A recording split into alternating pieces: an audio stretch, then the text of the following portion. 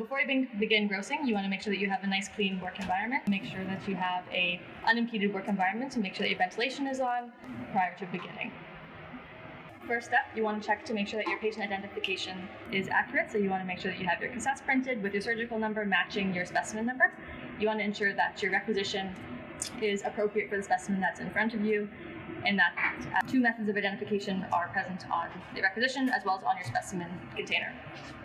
So to get started, we'll put on our scalpel blade, ensuring that you do it in the safest way possible, keeping your fingers out of the way of the blade,